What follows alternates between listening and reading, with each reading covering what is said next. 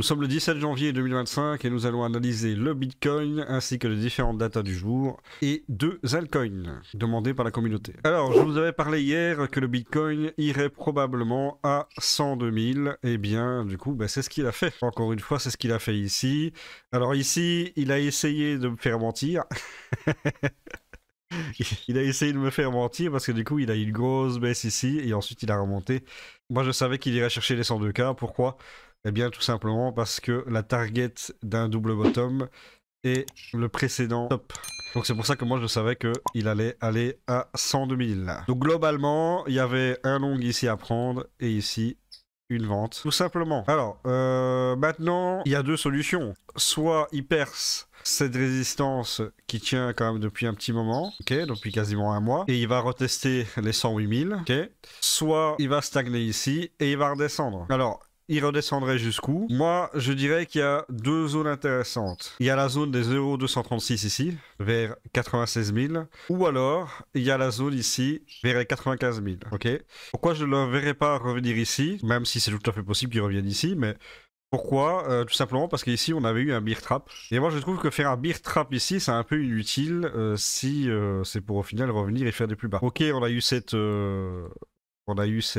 hausse ici pour liquider les shorts ceux qui se sont posés ici. Mais je pense que même ceux qui sont en croisée, il y en a qui ont pu survivre à cette hausse. Il y a eu beaucoup de liquidation, ok, mais il y en a quand même qui ont survécu. Et si on veut liquider tout le monde, il faut pas revenir ici parce que si des gens ont relancé pour espérer un short ici, et du coup, il vaudrait mieux pas que ça redescende à 92 000. Et vous comprenez un petit peu l'histoire. Maintenant, oui, ils peuvent tout à fait revenir ici. Hein. Ils peuvent tout à fait revenir ici. Dans cette zone des 92 000, il n'y a pas de problème. Mais j'ai un doute. J'ai un doute qu'ils y reviennent jusque-là. Moi, je le verrais bien un retour à 96 000 et à 95 000 pour ensuite repartir. Pourquoi? Parce que ici, on a le RSI qui a atteint 64 et on a les wave trend et le Shimoku Oscillator qui commencent à bien monter. Donc, il commence à avoir plus beaucoup de jus. Et si jamais... ici ça break, et bien du coup on va pas énormément monter parce que on a déjà des wave trend et des RSI qui sont déjà bien hauts. Donc c'est pour ça que je verrais bien un retracement jusqu'à 96 000 et 95 000 vers le bas du canal et ensuite repartir, retester les 102 000 et pourquoi pas le break. Voilà, c'est ce que je verrais comme pattern dans l'immédiat. Pour la Bitcoin dominance, on est redevenu sur un trend haussier, comme on peut le voir avec le canal. Mais malgré tout, on baisse tranquillement. On a fait un petit double top ici. On est revenu chercher les 57%. Là, on est en train de buter sur la résistance ici qui se trouve à 57,67. Donc globalement, on pourrait très bien revenir ici sur le bas du canal vers les 56,84. Et ça permettra de laisser les alts pumper un petit peu, puisqu'au niveau des alts, il y a encore pas mal de mou à la hausse. Hein. Donc, pour l'instant, je ne vais pas parler de crash alt pour le moment, parce que il y a encore du mou. Donc voilà, au niveau de la Bitcoin dominance, ça a bien baissé, là, ça a permis aux alts de revenir un petit peu. C'est plutôt intéressant. Au niveau du RSI, on est repassé en dessous justement de la moyenne mobile 100. Wave Trend, ça descend, et encore du mou à la baisse, et le Shimoku Oscillator aussi. Donc c'est plutôt pas mal. Au niveau du Total 3, du coup c'est plutôt magnifique. Pourquoi? Parce qu'on a eu le double bottom ici. La target du double bottom était ici. Et nous avons été la chercher avec cette bougie. Ensuite, on a eu un retracement, pullback sur la résistance ici qui est devenue support. On le voit ici. Et ensuite, ça remonte. Là, on est venu à 1,08T, comme je vous avais dit dans la vidéo d'hier. C'est une zone de résistance ici que je vous avais dit que si ça passait cette résistance des 1,03T, et bien du coup, ça irait chercher les 1,08T. Et du coup, ça a été le cas. Alors attention maintenant que nous sommes sur une résistance du Total 3, une résistance assez importante. On a un Wave Trend, un Ishimoku Oscillator qui est complètement collé au plafond. On a un RSI à 69. Donc tout cela m'indique qu'on aura probablement ici une zone de distribution pour ensuite revenir retester le support ici à 1,03T, donc on n'a pas assez de mou en fait pour partir to the moon, clairement. Donc il va y avoir probablement un retracement, mais pas tout de suite. On va laisser les alts monter légèrement et après on aura un retracement par la suite parce que, comme je vous l'ai dit, on est sous résistance et il n'y a pas assez de mou, selon moi, pour tout exploser tout de suite. Le Fear and Greed Index, nous sommes à 75, donc on n'a pas bougé. Nous sommes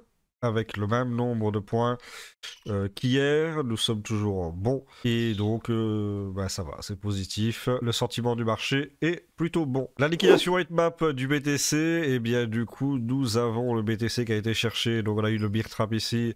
Ensuite, il a été chercher toutes les liquidités ici. Encore ici, encore ici, encore ici pour atteindre les 102 000. Nous sommes sous une résistance, donc attention, il n'y a plus beaucoup de mou à la hausse, donc faites gaffe pour la suite. Il y a encore un petit peu de liquidité qui s'accumule ici, mais il y en a aussi qui est en train de s'accumuler vers les 95 000. Et pourquoi vers les 95 000? Eh bien, tout simplement parce que je vous ai parlé tout à l'heure. Il y avait une zone intéressante ici pour support. Donc il pourra aller rechercher cette zone ici pour repartir après. Aujourd'hui, nous avons à 11h les prix à la consommation européens à 11h. Donc c'est une statistique assez importante. Après c'est européen, donc voilà, ça vaut pas les États-Unis bien sûr. Nous avons ensuite à 14h30 les mises en chantier et permis de construire et à 15h15 les productions industrielles pour les États-Unis. Donc c'est des statistiques voilà, pas ultra intéressantes non plus, mais c'est quand même intéressant. Mais le prix à la consommation européen est quand même la statistique la plus importante. Même si je ne pense pas que ça fasse énormément bouger les prix, vu que c'est européen. Voilà. Au niveau de l'index Alcohol Season, nous sommes montés à 55, comme on peut le voir ici. Donc nous sommes toujours à peu près vers le milieu. Donc pour l'instant, on continue de stagner. Et je pense qu'on risque de stagner, à mon avis, jusqu'à la décision de la Fed, probablement. Même si je sais qu'à mon avis, il n'y aura pas de baisse des taux pour la décision de la Fed. Donc tout le monde s'y attend. Donc voilà. Et au niveau du top 50, eh bien, du coup, il y a Virtual qui refait son retour à 2958%. Je comprends pas pourquoi il apparaît, il disparaît, on sait pas pourquoi. Donc, puis nous avons HBAR, XRP qui vient de passer devant BGB en termes de surperformance du BTC. Et puis nous avons Tao toujours derrière avec moins 13, donc il a récupéré 10%. Et STX, toujours un petit peu en négatif aussi, mais globalement, ça va. Au niveau des émissions de tokens, nous en avons plusieurs, vu que nous avons un Inch qui va émettre pour 0,03% de la circulation de supply, c'est vraiment ridicule, donc ça n'aura aucune incidence. Nous avons Appcoin qui va émettre pour 18 millions de dollars de jetons, ce qui représente 2,16% de la circulation supply, donc c'est quand même intéressant. Donc attention sur Appcoin. On a quand même bientôt l'émission totale des tokens, donc c'est quand même intéressant. Par contre, Ondo, ça c'est autre chose.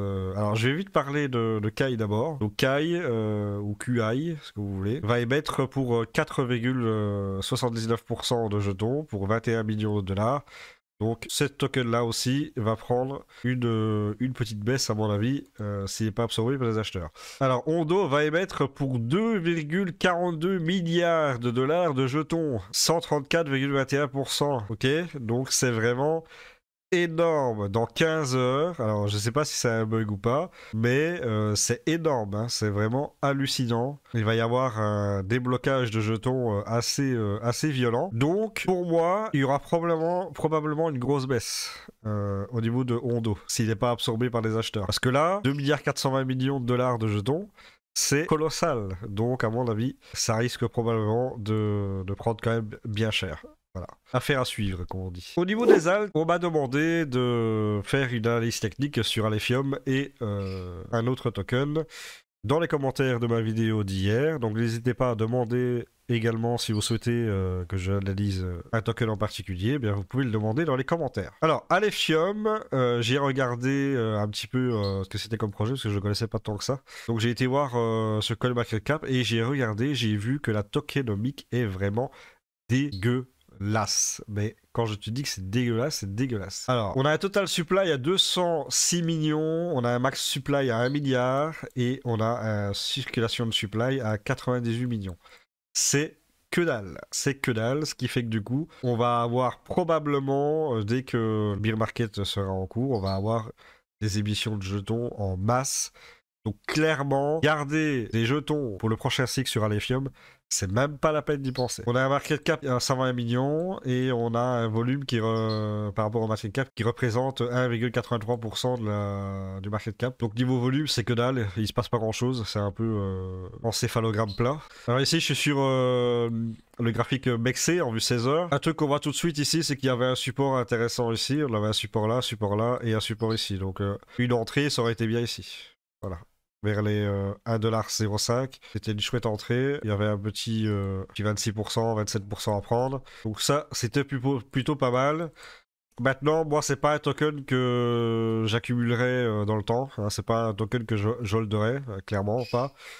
Puisqu'on a vu la circulation supply, c'est vraiment merdique au possible. Donc ici, voilà, ça a buté en fait au niveau de la résistance qu'on voit ici. Là, on a un support qui est devenu résistance. Donc du coup, ça bute ici.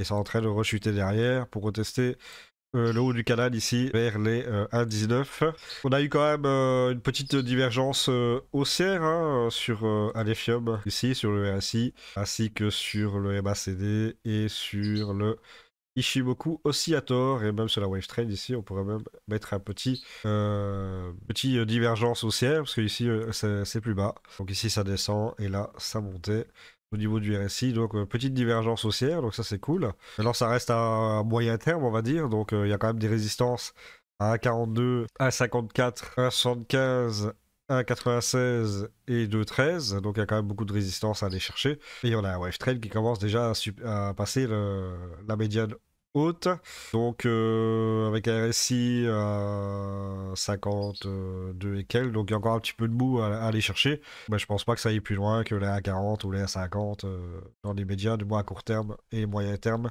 Voilà, donc attention avec ce token, moi c'est pas un token que je holderais, comme je vous l'ai dit, pour faire du trading achat-vente assez rapide, pourquoi pas, mais holder pour aller chercher des 3, 5, 10 dollars, non.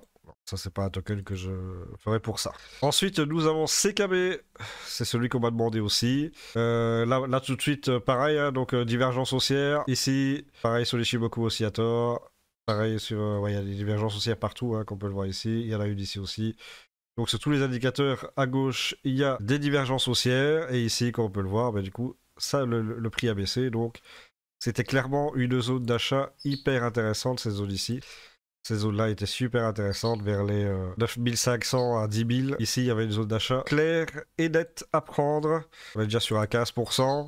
Il y a une résistance à 11 582. Il faut aller chercher le haut du canal. À mon avis, je pense qu'il va aller chercher le haut du canal à 12 189. Puis, il y aura une résistance à 12 800.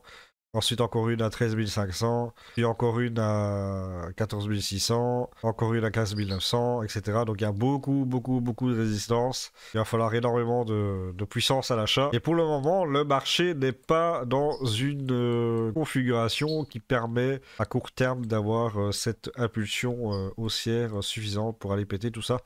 Donc pour le moment, pour des petits trades comme ça, hop, on balance ici là où il faut, aller chercher une vingtaine, trentaine de pourcents. Ok, pourquoi pas, c'est intéressant. Maintenant, je pense qu'il est encore un petit peu tôt pour commencer à accumuler beaucoup de tokens pour aller chercher des ATH. Voilà, c'est tout ce que j'ai à dire pour CKB. Donc merci d'avoir regardé cette vidéo. N'hésitez pas à liker, commenter, rejoindre mon Telegram, vous abonner. Et on se retrouve à la prochaine pour une nouvelle vidéo. Ciao!